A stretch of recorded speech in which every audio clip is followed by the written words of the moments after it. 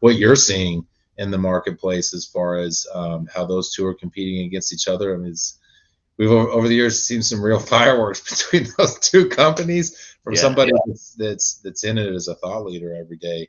How do you see that battle going down from the 2023 transitioning into 2024?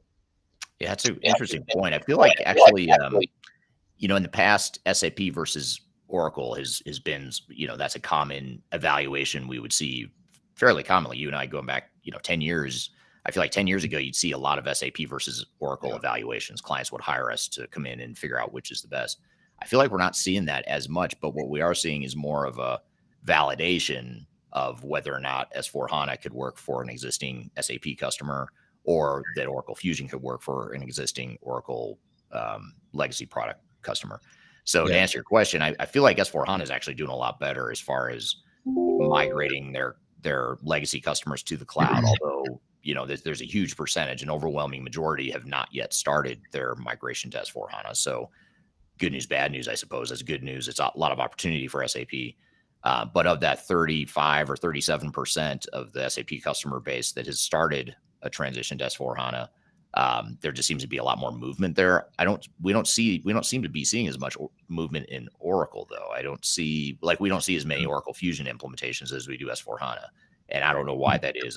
It could be just, a sample bias with our client base. I'm not sure, but what are you seeing? I mean, you're actually closer to the projects than I am as far as, you manage directors. I think that a lot more of our engagements with SAP and Oracle on the HANA and the Fusion platforms has been more oriented towards failures, to be fair and honest.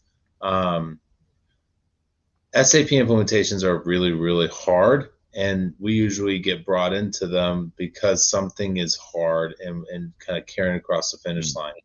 I'd say that I've seen more regularly the Fusion projects become abandonment projects more than the SAPs, where SAP's functionality that doesn't quite fit still can cross that last mile, where I've seen a whole lot more where the Fusion platform doesn't fit, it's not going too soon.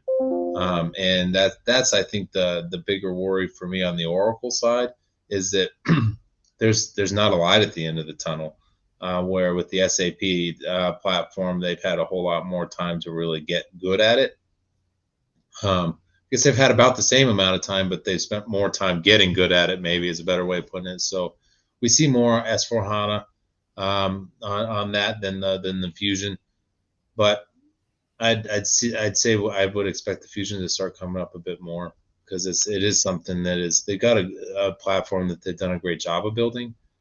It's just needs more building, right? So yeah, you can bring up a couple of really good points there that I hadn't thought of. One is that that the troubled S/4HANA implementations, we're getting hired by a lot of them to help fix the problems they're having, and so you look at that and say, well, is that a good sign for SAP that a lot of their customers are hiring us to come fix them? I don't know, or I don't think so. I don't think that's a good sign. But what you bring up a good point that S/4HANA does have gaps. I mean, there's some deficiencies there that I know the SAP community hates when I say this, but I'll say it anyway. There are gaps in S/4HANA. There's things it can't do, especially when you get to some of that edge functionality around demand forecasting or PLM or whatever the case may be. You just have these gaps of things that ECC and R3 could have done really well and seamlessly. Now S/4HANA doesn't do it quite as well because they just haven't matured enough. Oracle Fusion, on the other hand, Oracle Fusion, I feel like has been around. I mean, Fusion was developed. I mean, it was like 12 or 15 years ago. It was a long time ago they started working on Fusion. So long ago that it became kind of a joke. Like, are they ever going to finish Fusion? And now it's almost like the joke. Maybe Oracle's the one laughing now because of Fusion is further along in some ways than S/4HANA, and maybe that's why we're not seeing as many Oracle implementations, because there are not as many troubled implementations. I don't know. I'd be curious to hear from the audience what your hypothesis would be on why we might see more S/4HANA implementations versus Oracle.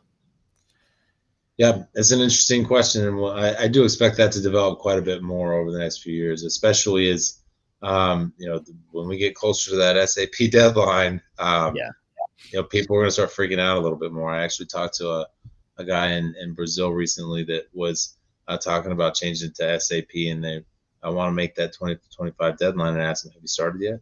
He said, no. It's like, you might think about that because, 18 months is aggressive for an S4HANA platform implementation. And if you miss, and it's a big miss, then you got probably another 18 on top of that. And now all of a sudden we're 3 years in and you miss that deadline. So it's definitely hard.